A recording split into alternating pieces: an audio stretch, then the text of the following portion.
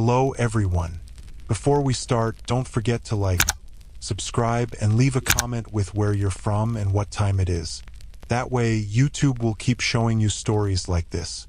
Now, let the shadows take over.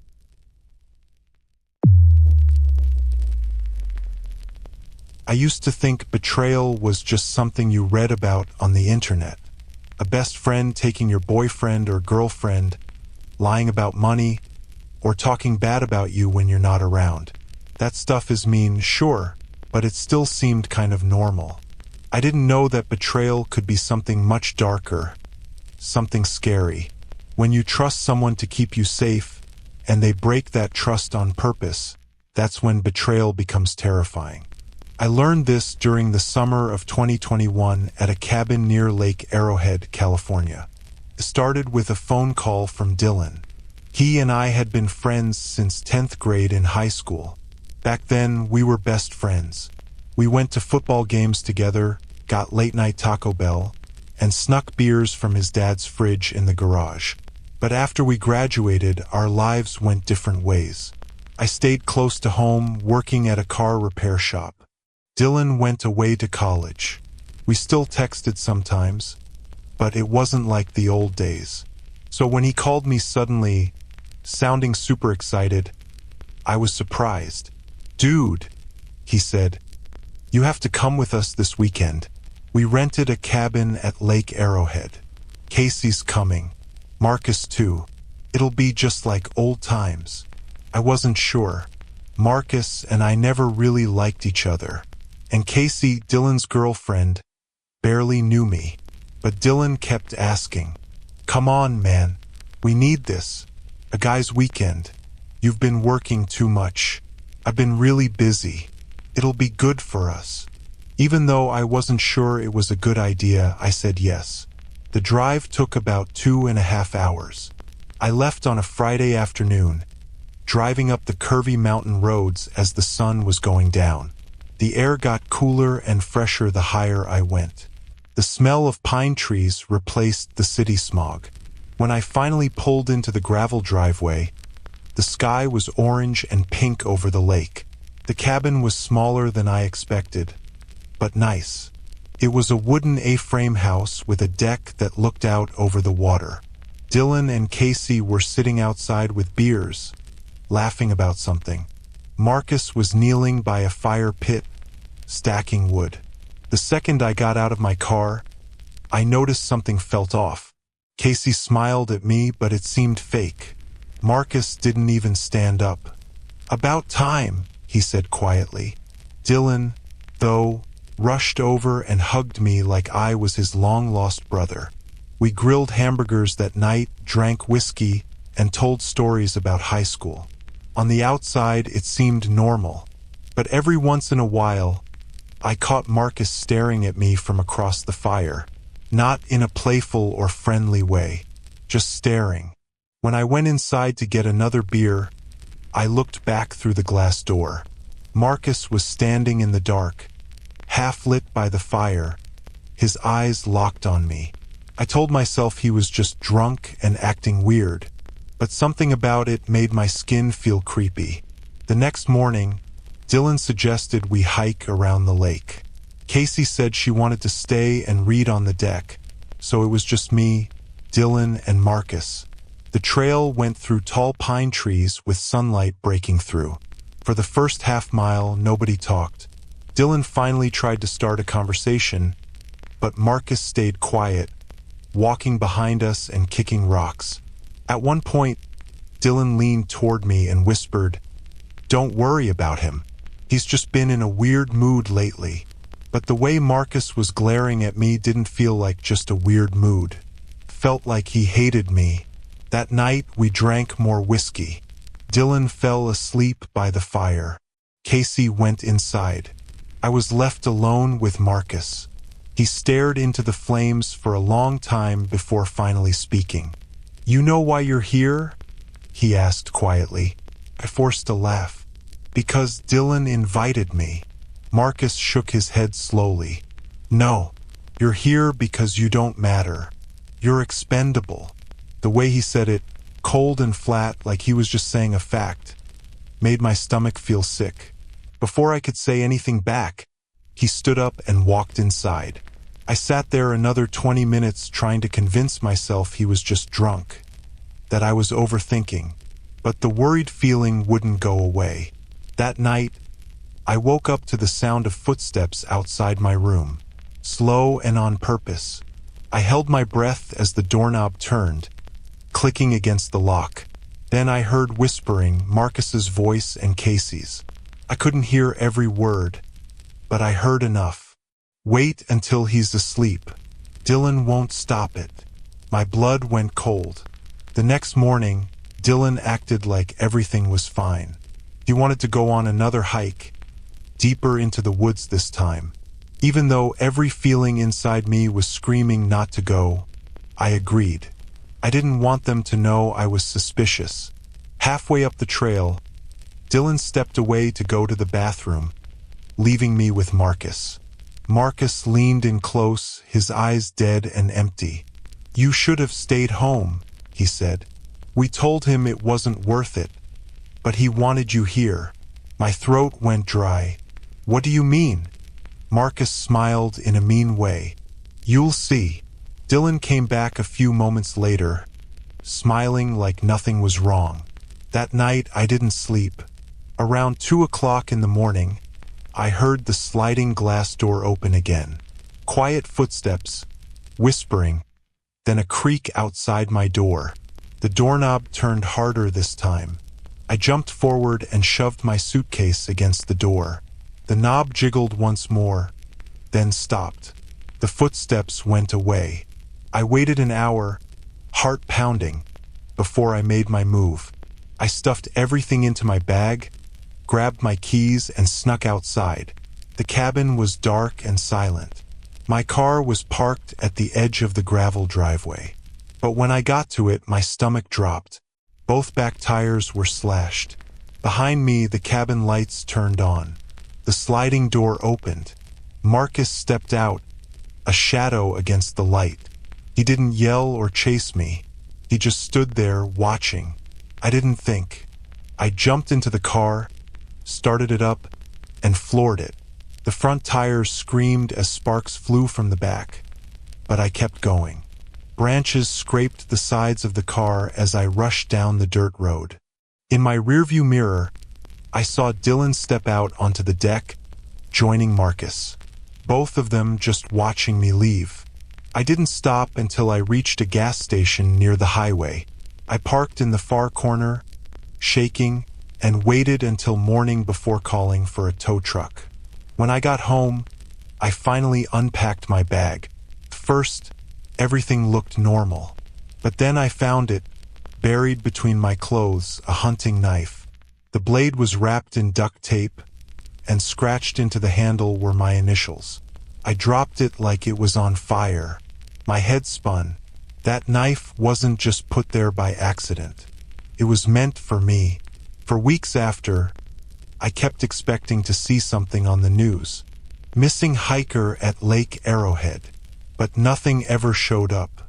Dylan tried texting me a few times, asking why I stopped talking to him, why I was being paranoid. I blocked his number.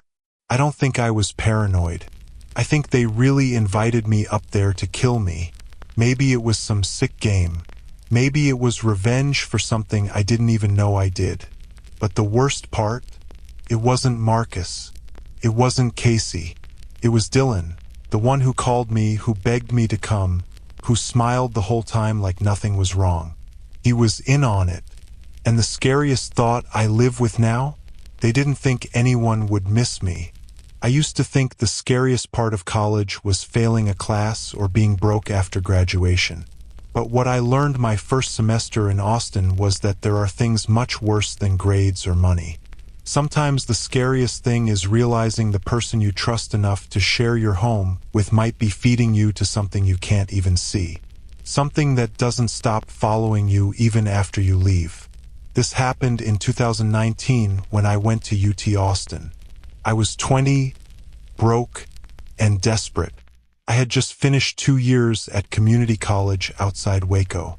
Moving to Austin felt like a fresh start. My family didn't have much money, and the dorms were way too expensive. So I started looking on Craigslist and Facebook for roommate ads. That's when I found Vanessa. Her ad was simple: looking for a roommate in Hyde Park. Rent $450. Female only. That was less than half of what other apartments cost in that area. I figured there had to be something wrong. Maybe it was falling apart. Maybe it was in a dangerous neighborhood. But when I messaged her, she replied almost right away. She seemed excited, maybe a little too eager. We set up a phone call, and her voice was all bubbly and confident. She told me she was an art student from San Antonio. She said the apartment wasn't fancy, but it had character. I met her the next day. She was tall, blonde, and outgoing, the kind of girl who seemed to know everybody. She welcomed me in with this big laugh, and I felt my nervousness calm down. The place itself was small but charming. It had old wooden floors that creaked when you walked, a narrow living room with a balcony looking out on a quiet street, and a kitchen that looked like it was from the 1970s. It wasn't perfect, but it was cheap, and Vanessa's energy was comforting. I signed the lease the same week. For the first month, everything seemed fine. Vanessa was messy. She left laundry piled in the hallway and dishes stacked in the sink. But she was fun. She took me out for tacos, introduced me to her friends at a bar, and even helped me pick my classes. I thought I'd gotten lucky, a good roommate and a new friend. But then the little things started. I come home late from class and find the front door open a crack, the lock hanging loose. I'd tell her about it, but she'd just wave it off, saying, "Relax, nothing bad ever happens around here." Once I found the balcony door wide open while she was asleep on the couch. Then there was the whispering. Sometimes I'd be studying in my room and hear her voice in the living room. Low, steady, almost like chanting. When I peeked out once, she was sitting cross-legged on the floor with her eyes closed, whispering into the empty air. Who are you talking to?" I asked. Her head snapped up, her eyes sharp.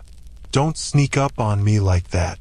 Then she changed the subject like nothing happened. I told myself she was just quirky, artsy, maybe into meditation. But deep down, it made me feel uncomfortable. One night, about 5 weeks in, I woke up to a sound that made my skin crawl. It was 3:15 in the morning, and there was scratching on the wall beside my bed. Not random scratching like mice. Long, slow drags like fingernails across wood. I froze, trying to listen. Beneath the scratching, I swear I heard breathing, slow and steady, like someone was right on the other side of the wall. I lay there, heart racing, until it stopped. The next morning, I told Vanessa.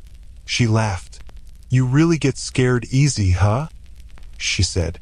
But the way she looked at me, smiling too big, like she was holding something back, made my stomach feel sick. The scratching came back the next night, and the next, always at 3:15. Some nights it seemed to move from the wall to the closet, from the closet to under the bed.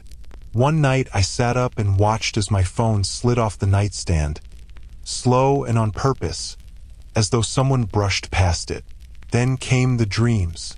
I'd see Vanessa sitting on the living room floor, whispering. Behind her stood something tall with no face, its hand resting on her shoulder like they were old friends. And every dream ended the same way.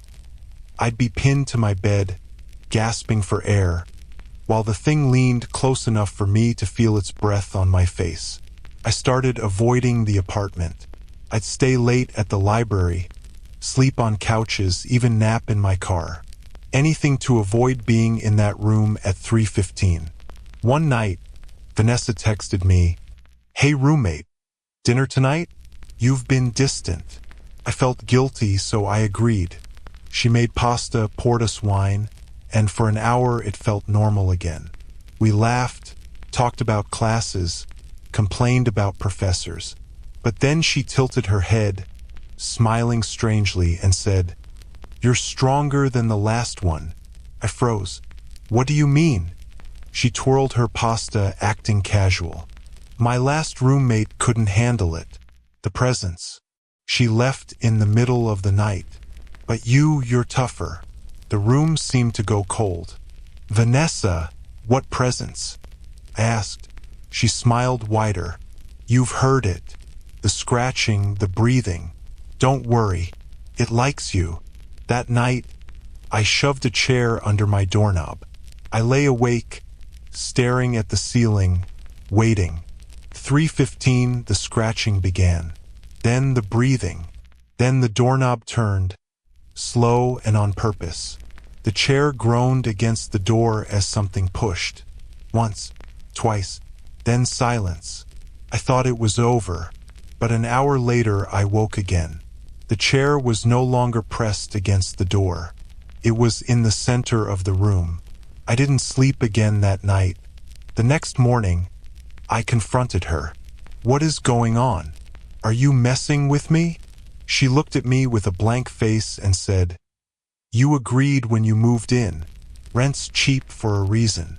She said it flat, like it was just a fact, like I should have known all along. That weekend, I decided to leave. I waited until she went out, then started packing. As I pulled my suitcase from the closet, something fell to the floor. A small leather notebook. Picked it up and opened it. The pages were filled with messy handwriting. Not in English. Some of it looked like Latin. Others looked like symbols I didn't recognize. In the margins were little drawings of a tall figure with no face. Then I found the Polaroids. The first was of me asleep in my bed. My hair, my clothes, the blanket, it was recent. Taken from inside my room. My stomach dropped. There were more. One of me brushing my teeth. One of me walking to class. One of me asleep at the library. And in the corner of each photo, written in red ink, 3:15. My hands shook as I shoved the notebook into my suitcase. That's when I heard footsteps in the hallway. Slow. Getting closer. I yanked the suitcase shut, dragged it to the door, and ran. I stayed on a friend's couch for a week before finding a new apartment. I blocked Vanessa's number and avoided Hyde Park completely. For a while I felt safe, but the first night in my new place, I woke up at 3:15. First it was silent. Then came the scratching. Not from the walls this time, from under the bed. I forced myself to look. There was nothing. Nothing except a single Polaroid lying face up on the floor. It was me, asleep in my new bed. People ask me sometimes why I think Vanessa did it. Why she let me move in. Why she let it follow me. I think the answer is simple. She wasn't a bad roommate. She wasn't even a bad friend. She was a supplier, and I was just the next offering. I used to think I understood betrayal. I mean, everyone goes through it in some way.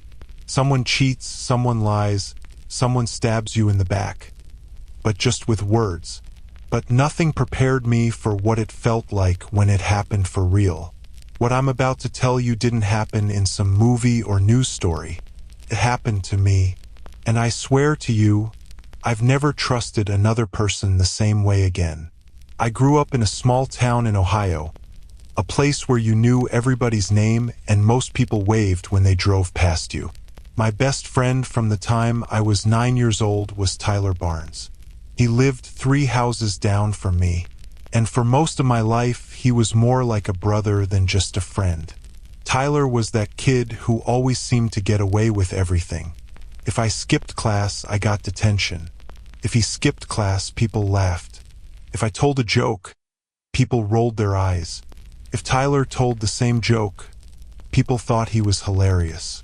He had that kind of charm that made you want to follow him, even when you knew you shouldn't. And most of the time, I did. We grew up together, played sports together, even shared our first beer together in the woods when we were 15. By the time we graduated high school, our lives were already going different ways. I got a job at a local car shop, working long hours and keeping my head down. Tyler drifted around, bartending, odd jobs, always hustling. He could charm his way into opportunities, but he could never hold on to them. Still, no matter how different our lives looked, we always came back to each other. That was the foundation of our friendship. Or at least what I thought was friendship. Until one night when he called me with an offer that would ruin my life. It was late, close to midnight, and I was exhausted from a 12-hour shift at the shop. I almost didn't answer the phone when his name popped up, but something in my gut told me I should. He sounded excited, his voice buzzing with energy. He told me he had a job lined up that could get us both a quick couple $1,000s. All we had to do was help some guys move equipment out of a storage building. He promised it was clean, no risk, no cops. Just lifting boxes and getting paid. I knew better. Everything about the way he described it felt wrong. But when you've known someone since childhood, your first feeling is to trust them. Besides, he told me straight up, if you don't come, I'm screwed. These guys are serious, man. I need you. That was Tyler. He knew exactly how to push my buttons, how to make me feel guilty, how to make it seem like saying no meant I was betraying him. So I said yes. The next night, I met him outside an old-looking farmhouse about 20 minutes outside of town. The place looked wrong right away. The porch light flickered, one of the shutters hung loose, and the grass was up to my knees. My stomach felt sick when I saw two trucks I didn't recognize parked in the dirt driveway. Tyler was leaning against one of them, smoking a cigarette, acting casual like he'd done this 1,000 times. "You're late," he grinned, flicking his cigarette to the ground. "Come on, man. Don't make it weird. It's just boxes." We walked inside, and the smell hit me first. It wasn't mold or dust like I expected. It was metallic like old pennies and raw meat. The living room had been completely emptied except for a single folding chair in the center of the floor. Two men stood near the far wall. They weren't carrying boxes. They weren't there to move anything. They were waiting. The taller one, big with a shaved head, looked me up and down. "So this is him?" Tyler shoved his hands in his pockets, suddenly not meeting my eyes. "Yeah, he's the one." I didn't understand what he meant until the second man, shorter and wearing a denim jacket, pulled a knife from his belt and pointed me toward the chair. My heart sank into my stomach. "What is this?" I asked, backing up, but the tall one stepped forward fast and pushed me hard. "Sit down." I looked at Tyler, waiting for him to laugh it off, to tell them I wasn't the guy, that it was all a mistake. But he didn't. He just stood there chewing his lip, eyes on the floor. That's when I knew. Whatever this was, he had brought me here on purpose. They tied my wrists to the arms of the chair with duct tape. The shorter guy pulled a rag from his pocket and stuffed it into my mouth before I could yell. My chest heaved as panic rushed through me. The knife glinted in the dim light. The questions started almost right away. They wanted money. They wanted names. They wanted to know what Tyler and I had done with it. I had no idea what they were talking about. Every time I shook my head, the tall one slapped me hard across the face. When I tried to speak through the gag, they pulled it out only long enough to let me choke out that I didn't know anything, then shoved it back in. It went on for hours. Knife pressed to my throat, fists hitting my ribs. Hot cigarettes flicked against my skin. Every second I thought, surely Tyler's going to step in. Surely he'll stop this before it goes too far. But the only time he opened his mouth, it was to say, "He's tougher than he looks. Keep going. He'll crack." That broke something in me I didn't even know could break. By the time the men were finished, I was half conscious. Blood dripping from my nose. My arms raw where the duct tape had cut into me. They left me there in the chair while they stepped outside to talk. Tyler finally came over, crouched in front of me, eyes darting nervously. "You'll be all right," he muttered low enough so they wouldn't hear. "Just take it. Don't fight. They'll let you go when they're satisfied." I wanted to scream at him. I wanted to ask why he'd brought me here, why he hadn't told me the truth, why he'd sold me out like this. But I couldn't get the words past the gag, past the blood, past the choking feeling of betrayal that filled my throat. Eventually, they did let me go. They dumped me on the dirt outside the house like trash and told me if I said a word about what happened to anyone, they'd come for me again. Tyler helped me to my feet, his arm around me like we were still friends, like he hadn't just destroyed my life. On the drive back, I stared out the window, numb.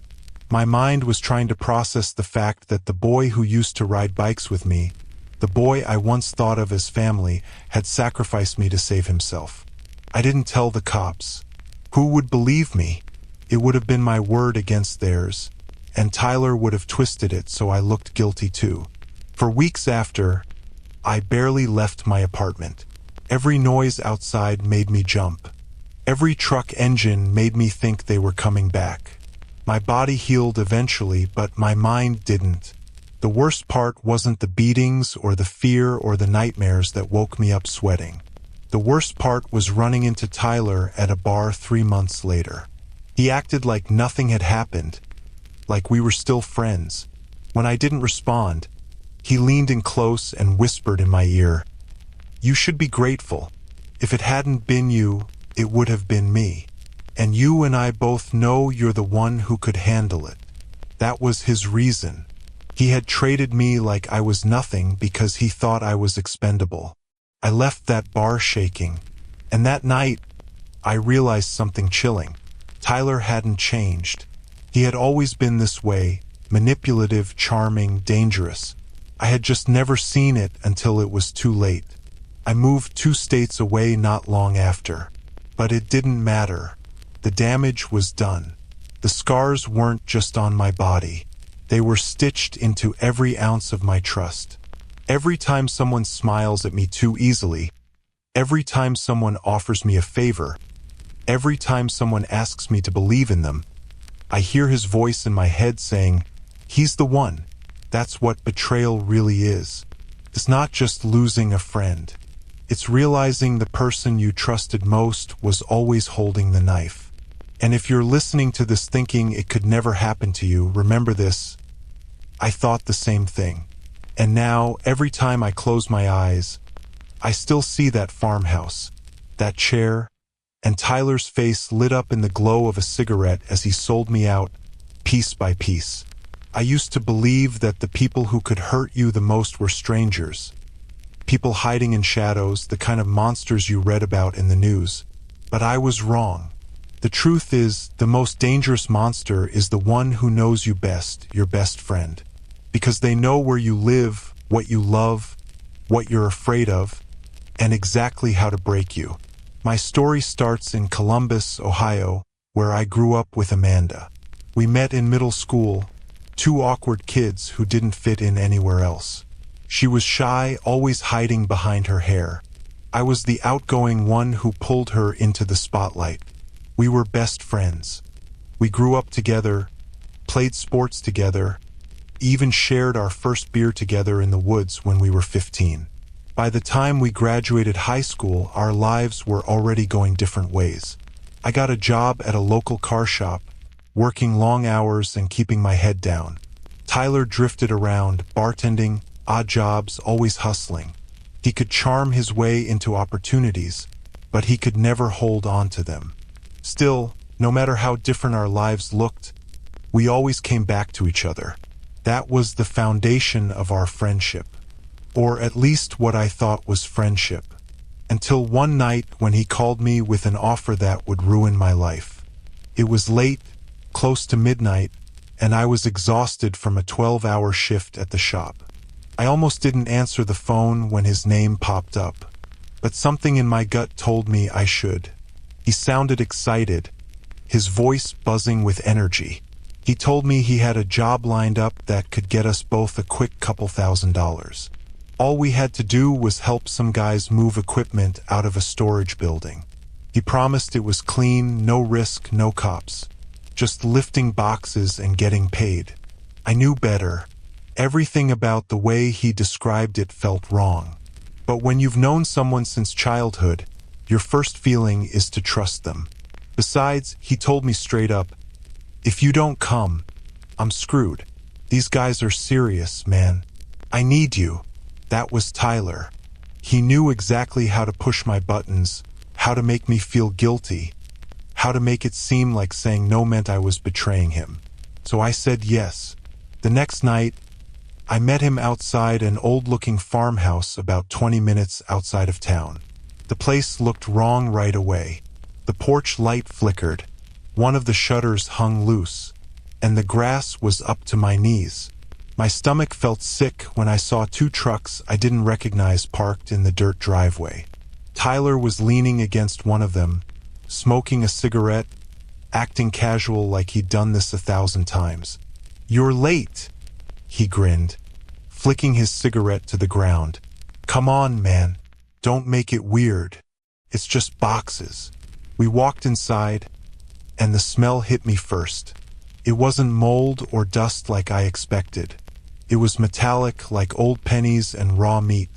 The living room had been completely emptied except for a single folding chair in the center of the floor. Two men stood near the far wall. They weren't carrying boxes. They weren't there to move anything. They were waiting. The taller one, big with a shaved head, looked me up and down. "So this is him?" Tyler shoved his hands in his pockets, suddenly not meeting my eyes. "Yeah, he's the one." I didn't understand what he meant until the second man, shorter and wearing a denim jacket, pulled a knife from his belt and pointed me toward the chair. My heart sank into my stomach. "What is this?"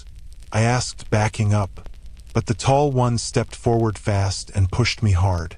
"Sit down." I looked at Tyler, waiting for him to laugh it off, to tell them I wasn't the guy, that it was all a mistake. But he didn't. He just stood there chewing his lip, eyes on the floor. That's when I knew. Whatever this was, he had brought me here on purpose. They tied my wrists to the arms of the chair with duct tape. The shorter guy pulled a rag from his pocket and stuffed it into my mouth before I could yell. My chest heaved as panic rushed through me. The knife glinted in the dim light. The questions started almost right away. They wanted money. They wanted names. They wanted to know what Tyler and I had done with it. I had no idea what they were talking about. Every time I shook my head, the tall one slapped me hard across the face. When I tried to speak through the gag, they pulled it out only long enough to let me choke out that I didn't know anything, then shoved it back in. It went on for hours. Knife pressed to my throat, fists hitting my ribs. Hot cigarettes flicked against my skin. Every second I thought, surely Tyler's going to step in. Surely he'll stop this before it goes too far. But the only time he opened his mouth, it was to say, "He's tougher than he looks. Keep going. He'll crack." That broke something in me I didn't even know could break. By the time the men were finished, I was half conscious. Blood dripping from my nose. My arms raw where the duct tape had cut into me. They left me there in the chair while they stepped outside to talk. Tyler finally came over, crouched in front of me, eyes darting nervously. "You'll be all right," he muttered low enough so they wouldn't hear. "Just take it. Don't fight. They'll let you go when they're satisfied." I wanted to scream at him. I wanted to ask why he'd brought me here, why he hadn't told me the truth, why he'd sold me out like this. But I couldn't get the words past the gag, past the blood, past the choking feeling of betrayal that filled my throat. Eventually, they did let me go. They dumped me on the dirt outside the house like trash and told me if I said a word about what happened to anyone, they'd come for me again. Tyler helped me to my feet, his arm around me like we were still friends, like he hadn't just destroyed my life. On the drive back, I stared out the window, numb. My mind was trying to process the fact that the boy who used to ride bikes with me, the boy I once thought of as family, had sacrificed me to save himself. I didn't tell the cops. Who would believe me? It would have been my word against theirs, and Tyler would have twisted it so I looked guilty too. For weeks after, I barely left my apartment. Every noise outside made me jump. Every truck engine made me think they were coming back. My body healed eventually, but my mind didn't. The worst part wasn't the beatings or the fear or the nightmares that woke me up sweating. The worst part was running into Tyler at a bar 3 months later. He acted like nothing had happened, like we were still friends. When I didn't respond, he leaned in close and whispered in my ear, "You should be grateful. If it hadn't been you, it would have been me. And you and I both know you're the one who could handle it." That was his reason. He had traded me like I was nothing because he thought I was expendable.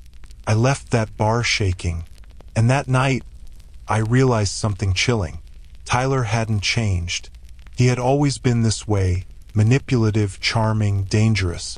I had just never seen it until it was too late. I moved 2 states away not long after. But it didn't matter. The damage was done. The scars weren't just on my body. They were stitched into every ounce of my trust. Every time someone smiles at me too easily, every time someone offers me a favor, every time someone asks me to believe in them, I hear his voice in my head saying, "He's the one." That's what betrayal really is. It's not just losing a friend. It's realizing the person you trusted most was always holding the knife. And if you're listening to this thinking it could never happen to you, remember this. I thought the same thing. And now, every time I close my eyes, I still see that farmhouse, that chair, and Tyler's face lit up in the glow of a cigarette as he sold me out, piece by piece.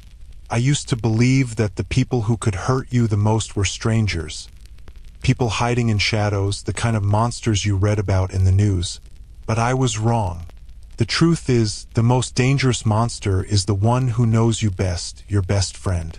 Because they know where you live, what you love, what you're afraid of, and exactly how to break you. My story starts in Columbus, Ohio, where I grew up with Amanda. We met in middle school, 2 awkward kids who didn't fit in anywhere else. She was shy, always hiding behind her hair. I was the outgoing one who pulled her into the spotlight. We were best friends. Teachers called us twins. Parents joked we'd never survive without each other. We shared secrets, crushes, heartbreaks. She was the first person I called when my dad left. I was the one she told when her mom's drinking got bad. But looking back now, I see the cracks. I see the way Amanda's smiles sometimes looked more like she was studying me, memorizing me. The way she never shared her own dreams, but always latched onto mine. I didn't realize then that our friendship wasn't about us being equals. It was Amanda quietly making my life her blueprint. When I graduated college and got a job at a design company, Amanda celebrated harder than I did. She threw me a party, bought me champagne, and told everyone, "That's my best friend. We're going to do everything together." At the time, it felt like love. Now I know it was obsession. Things started changing when I met Ryan. He wasn't anything dramatic, just a good guy, kind, funny, stable. We dated for a year before I introduced him to Amanda. I remember the night clearly. We met at a restaurant downtown, and Amanda showed up wearing an outfit almost exactly like mine. Same style, same color, even similar shoes. I laughed it off, but I caught Ryan giving me a look, like he noticed too. The weeks after that, Amanda kept texting Ryan about surprise ideas for me, little favors she wanted his help with. He told me about it, confused. I brushed it off. "Amanda's always been intense," I said. "She just wants us to be close." But it got worse. She got a job at my company. I never told her about the opening. She just happened to apply. And suddenly, she was sitting 2 desks away. She started copying my presentations, even used my exact words in meetings. One client congratulated her for an idea that was mine. Amanda just smiled and didn't correct them. I told Ryan it was weird. He said, "Maybe I should talk to her." But how do you tell your best friend, the person you grew up with, stop becoming me? The night I got engaged to Ryan, I called Amanda first. She screamed with excitement, cried, and said I deserved it all. She offered to help plan the wedding and said she'd be my maid of honor. Felt right. Of course it would be her. But what should have been the happiest time of my life turned into the darkest. Amanda became everywhere. She volunteered for every meeting with wedding vendors, every cake tasting, every dress fitting. She corrected me in front of florists, telling them, "No, she doesn't like roses. She prefers lilies," when I had never said that. She pushed herself into decisions that weren't hers to make. Sometimes she shut me out completely. Ryan started pulling away from her. He told me one night, "She's not your friend.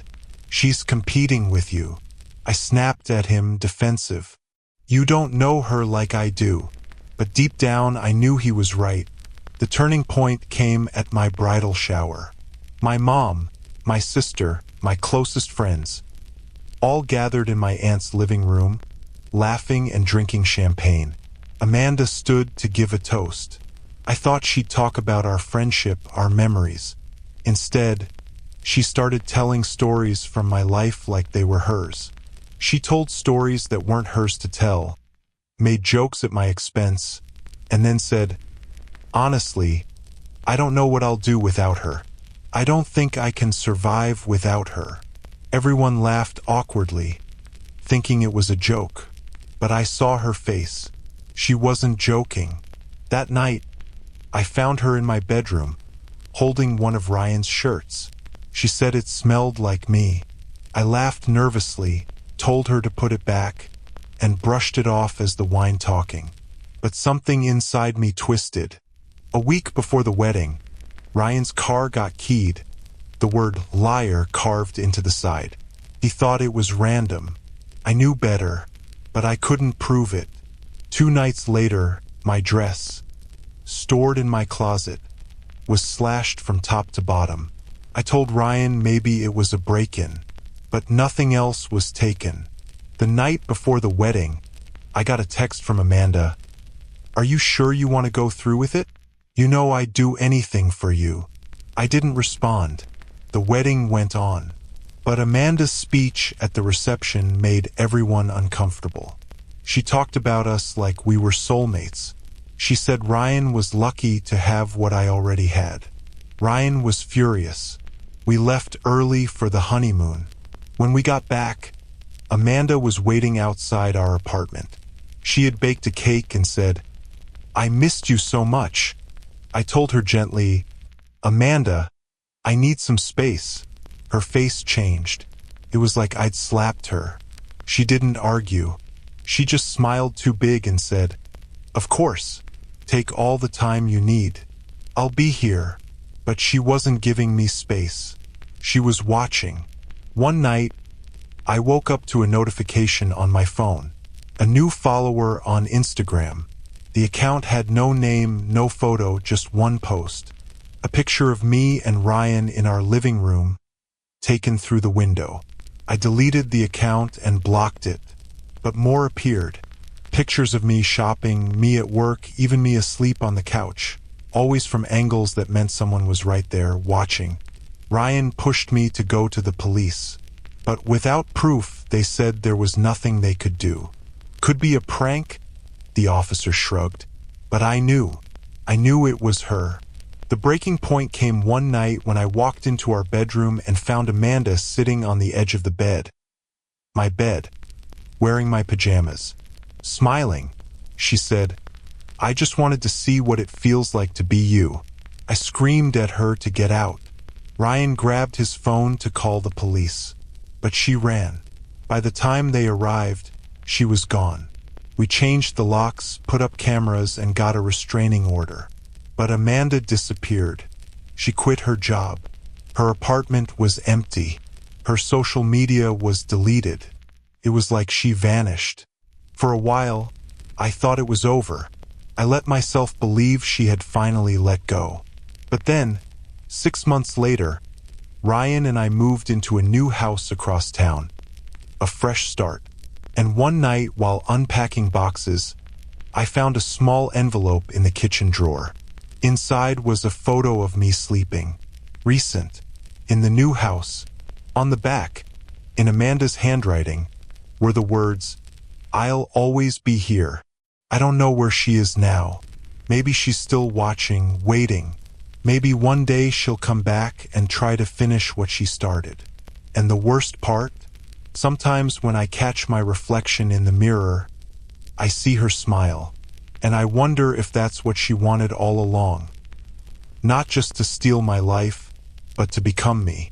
I don't know how to explain to people what happened to me because even when I tell it straight, no one believes it. They think I'm exaggerating, being dramatic. But the truth is, I lost everything. My job, my reputation, my family, even my identity. All because of my best friend. And the worst part? She didn't do it in some obvious way. She didn't hurt me with a knife or lock me in a basement. She just erased me. Her name was Kelsey. We grew up in Phoenix, Arizona. We met in 7th grade when I switched schools after my parents' divorce.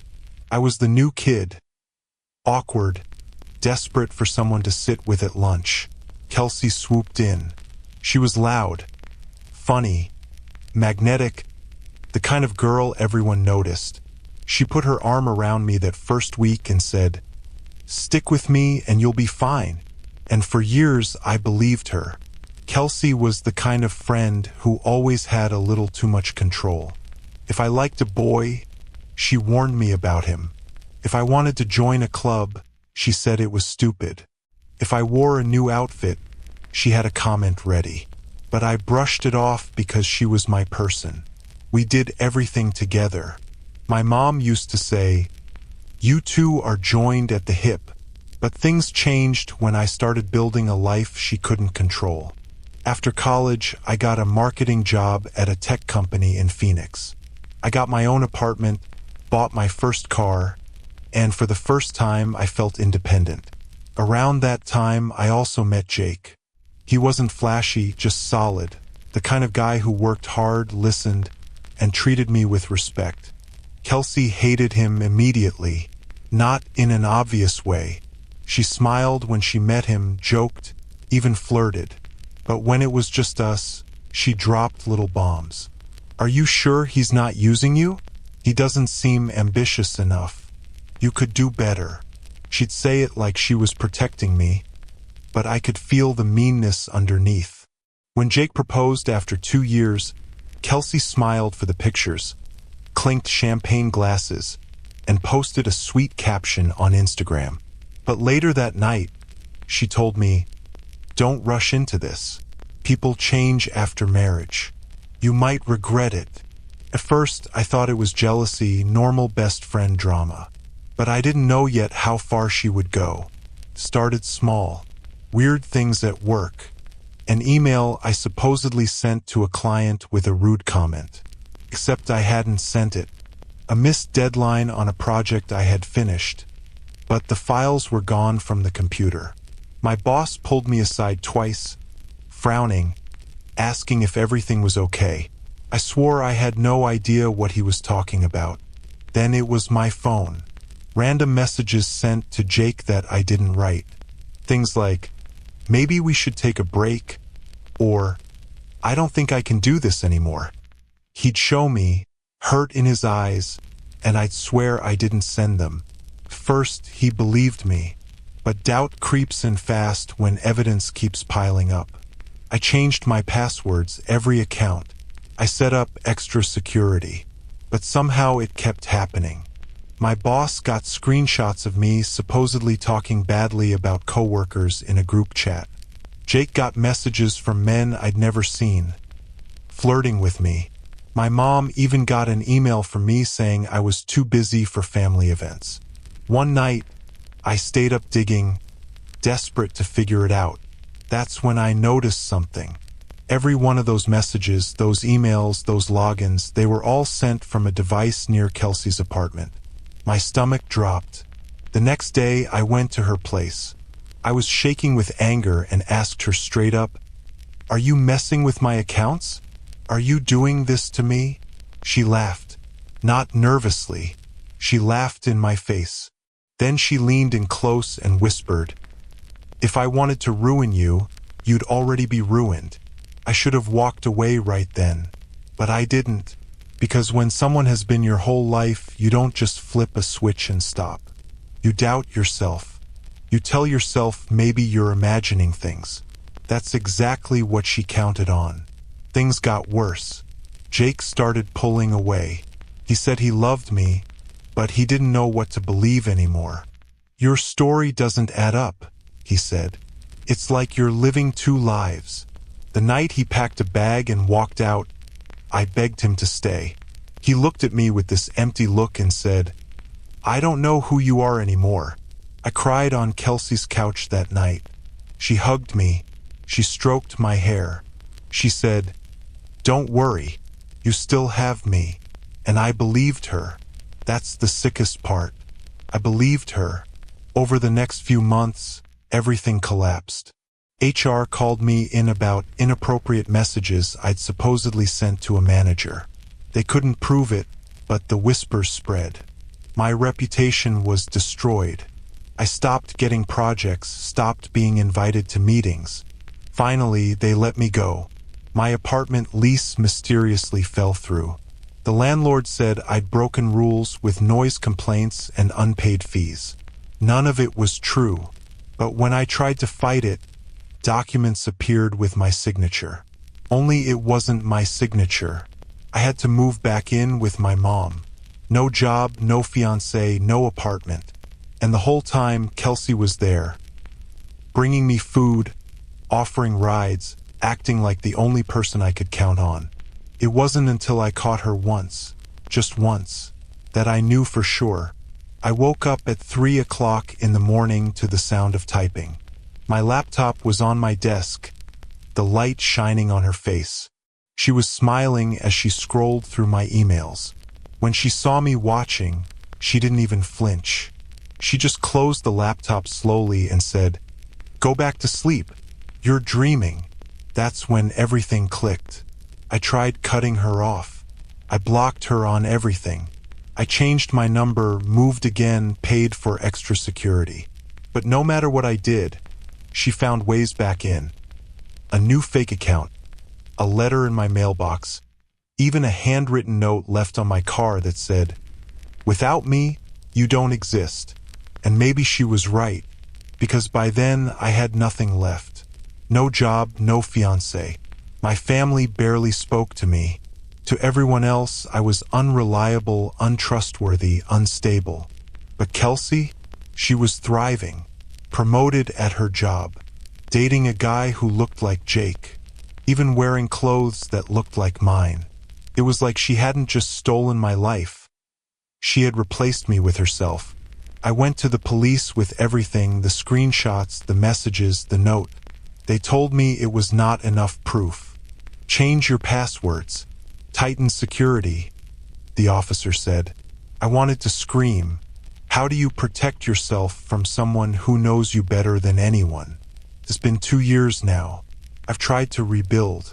But every time something good happens, a job interview, a date, even just a new friend, it falls apart. They get messages, warnings, proof that I'm toxic. Sometimes I don't even know if it's her anymore, or if I'm just paranoid now. But I'll never forget the last time I saw her in person. I was walking out of a grocery store, and there she was, leaning against her car, smiling. She didn't come over. She didn't say a word. She just mouthed something across the parking lot. 3 words, "You need me." And the sick part? Some nights, when I'm lying awake, terrified and alone, I almost believe her. I used to believe that every bad choice I made was my own. My parents raised me to take responsibility, to own up to mistakes, to never blame anyone else. But after what happened with Serena, I can't say that anymore, because some choices weren't mine. They were hers. She whispered them into my head, convinced me they were good ideas, pushed me toward things I never would have done on my own. And the worst part is, Serena wasn't even real. At least not in the way you'd think. I first met Serena when I was 13, in the middle of 8th grade. She was the new girl at our middle school in Akron, Ohio. And she showed up like she had already been there forever. You know those people who seem magnetic the second they walk into a room? That was Serena. Dark hair, sharp eyes, always a smirk like she knew something you didn't. Everyone wanted to talk to her, but she chose me. She sat down at my lunch table on her first day, dropped her tray across from mine, and said, "You look bored. Want to have some real fun?" I don't know why I said yes, but I did. And from that day on, we were best friends. At first, it felt like every kid's dream. She had no filter, no fear. If a teacher made a rule, Serena would break it just to see the look on their face. If someone dared her to do something, she'd push it 3 steps further. And she always pulled me along with her, sneaking into the teacher's lounge, stealing sodas from the vending machine, carving our initials into the underside of library desks. It was stupid, harmless stuff, but the way she laughed when we got away with it, the way her eyes lit up like she'd been starving until she made me cross a line, that made it addictive. By freshman year, Serena wasn't just a friend. She was my shadow. My parents didn't like her. My mom said Serena looked at her like she was prey. My dad said she was a bad influence. But when you're 14 and lonely, you don't listen. Serena told me they didn't understand me. She said they wanted to keep me small and quiet, while she wanted me to live. And I believed her. The dares got darker. One night, she convinced me to sneak out at 2 o'clock in the morning. We walked down to the old train bridge outside town, and she dared me to stand on the edge while a freight train roared past beneath my feet. My legs were shaking. My hands were sweaty, but her voice was in my ear, saying, "Don't you feel alive right now? Don't you feel powerful?" And I did. I shouldn't have, but I did. By sophomore year, Serena had a hold over me I couldn't explain. She started bringing up things that didn't make sense. She said she'd been around forever, that she'd had other friends before me, but I was her favorite. She'd talk about the Civil War like she'd lived through it, about old towns in Ohio that had burned down 100 years ago. I thought she was joking. I laughed it off. But sometimes when she looked at me, her eyes didn't seem like the eyes of a 15-year-old girl. They seemed ancient. And then came the graveyard. That was the night everything changed. It was October, one of those cool nights where the air smelled like burning leaves. Serena told me she knew where the oldest cemetery in town was, one that wasn't even on maps anymore. We biked there after midnight, and she led me straight to a crumbling section where the stones had fallen over and the names were too faded to read. She dared me to dig. I laughed and told her she was crazy, but she pulled a rusty shovel from behind a tree, like she'd been planning it. "Just a little," she whispered. "Just enough to say you touched death." I don't know why I listened. I don't know why I pressed that shovel into the dirt, my hands blistering as I dug into ground that smelled like rot and earthworms. The deeper I went, the quieter Serena got, until the only sound was the scraping of metal against wood. When I hit it, my stomach dropped. A coffin, old, splintered, caving in on itself. I dropped the shovel, shaking. Serena crouched down beside me, running her fingers over the cracked wood, and whispered, "Do you hear them? They've been waiting for you." That was the first night I had a nightmare. I dreamed of clawing hands reaching up through the dirt, pulling me down into the dark. And when I woke up, There was dirt under my fingernails. After that, Serena didn't just dare me to do things. She told me to. She'd sit next to me in class, leaning close to my ear, whispering things like, "Take his pencil, snap it, or tell her she's ugly, or push him down the stairs, just to see what happens." Most of the time, I ignored her, but not always. And every time I gave in, I felt sick afterward, but also excited, like I'd done something important. My parents noticed I was changing. My grades dropped. I stopped hanging out with anyone but Serena. I started lying all the time. They tried grounding me, taking away my phone, even dragging me to a therapist. But Serena always found a way in. If I was locked in my room, she'd be at the window. If my phone was gone, she'd whisper from the dark corners. No one else could hear her. No one else could see her. And when I told my therapist about her, she just smiled sadly and said, "It sounds like Serena might not be real." That thought should have scared me, but instead I laughed, because Serena was more real to me than anyone else. Junior year, Serena's dares turned into commands. She told me to steal alcohol, to break into houses, to carve strange symbols into trees behind the school. She said it was all practice. For what? I asked her once. She just smiled and said, "For the big thing. The thing that will make you mine forever." The big thing came the night she told me to hurt my little brother. He was 9 at the time. Sweet, innocent, still believed in Santa Claus. Serena sat cross-legged on my bedroom floor, watching him sleep in the bed across from mine. She leaned close to me and whispered, "Do it. Just put the pillow over his face. You'll feel so free." That was the first time I ever told her no. I screamed at her. I threw the pillow across the room and told her to leave me alone. She just laughed, low and cruel, and said, "You think you can get rid of me? You're mine." After that, things got really bad. I stopped sleeping.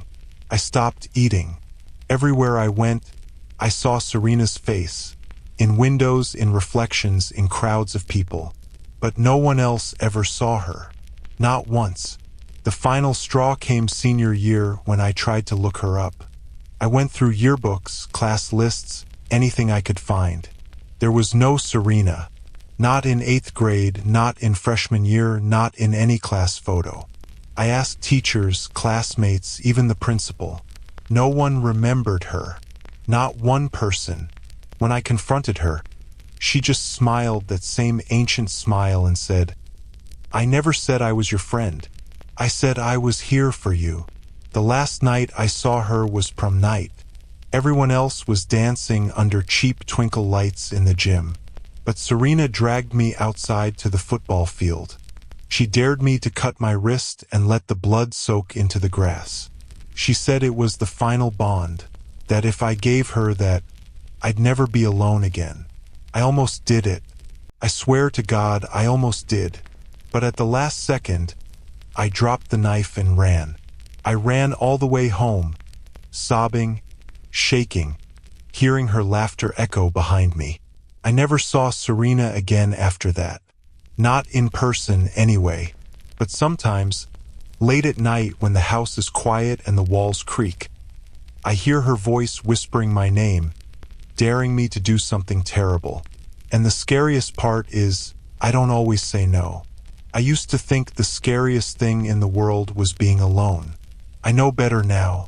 The scariest thing is a friend who doesn't just betray you, but who takes you piece by piece until there's nothing left.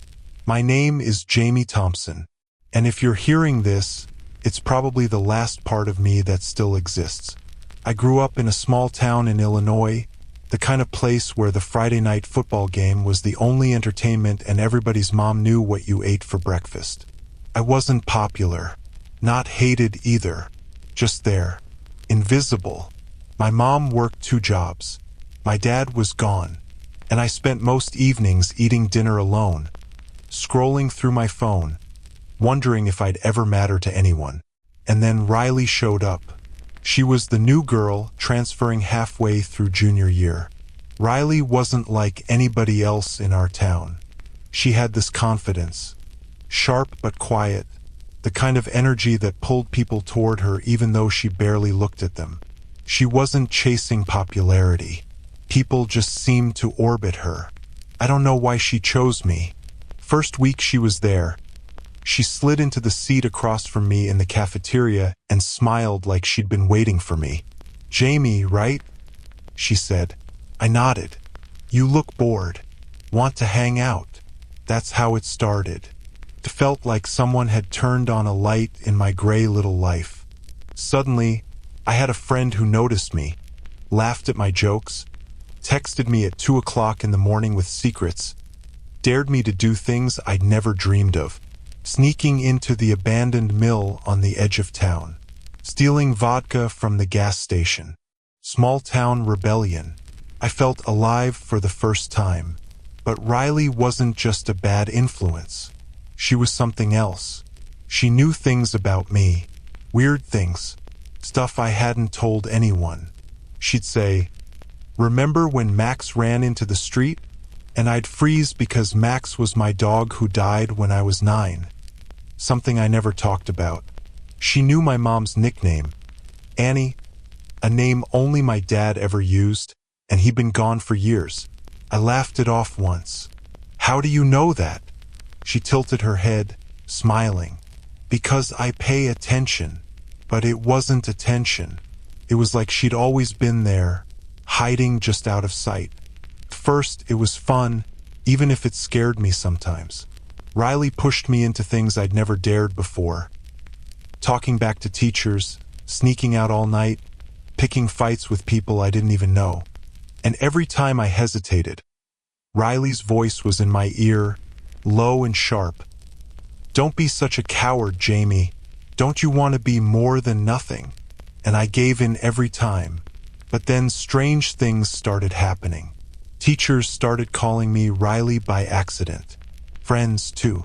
My mom once slipped and said it, then brushed it off like she was tired. My notebooks had whole pages written in handwriting that wasn't mine. Riley's loopy handwriting. Words I didn't remember writing. One morning, I woke up with dirt under my fingernails. My sneakers by the door were caked in mud. My window was unlocked. I asked Riley what we'd done the night before. She just smirked. "You're learning," she said. I stopped sleeping after that. The more time we spent together, the more I caught myself mirroring her. Laughing like her, tilting my head the way she did. Sometimes I'd say something and hear her voice come out of my mouth. It wasn't just me copying her.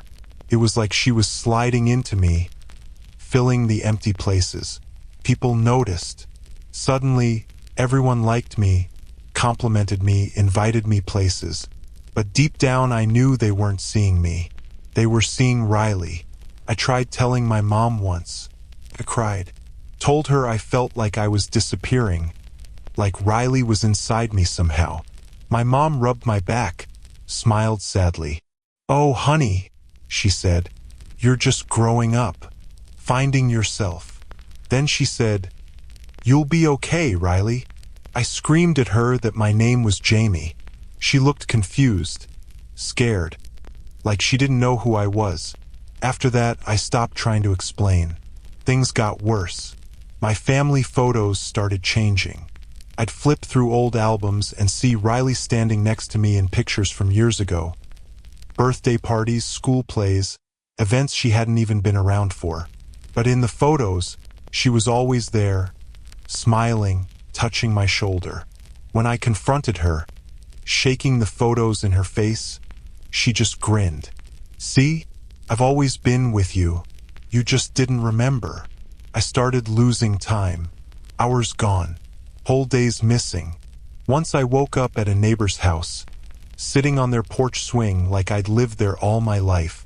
The neighbor smiled at me and said, "Riley, your mom's probably wondering where you are." I wanted to scream. By prom season, I barely recognized myself. Riley insisted we go together. She said it would be the night everything is complete.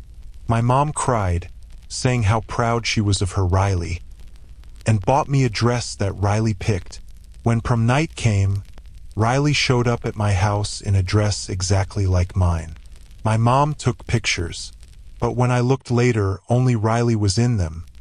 Standing with my date, with my friends, with my mom, smiling my smile. At prom, I felt drunk, though I hadn't touched a drink. Dizzy, weak. Riley grabbed my hand and pulled me into the dance. "You still don't get it," she whispered in my ear as we spun under the lights. "You were just a shell. You were the mask I wore until I could step in. You were never real." I broke away, ran to the bathroom, locked myself in a stall. I looked at the mirror above the sinks. My reflection tilted its head and smiled when I didn't. And then everything went black. I woke up in my bed the next morning, my prom dress still on. My phone buzzed with messages. Friends saying how amazing Riley looked last night, how much fun they had with me. But I wasn't there. I don't remember any of it. I ran downstairs, screamed at my mom to look at me. She frowned, worried. "Riley, what's wrong?" I grabbed her shoulders, shook her, screamed that I wasn't Riley. She pulled away, horrified. "Jamie?" she whispered, like the name was foreign. Then she shook her head. "No, Jamie was imaginary. You've always been Riley." That broke me. Now every day I feel her inside me stronger. She wears me like a costume, laughs with my mouth, moves my hands. And me? I'm fading.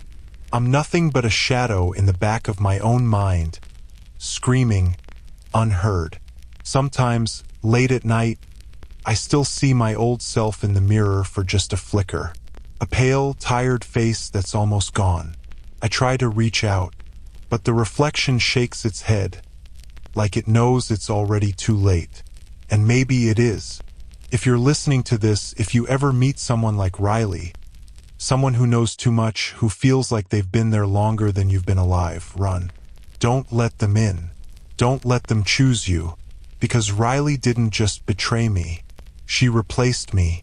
And the worst part is, everyone loves her. They don't even remember I was here. I used to be Jamie. But Jamie doesn't exist anymore. And Riley's forever.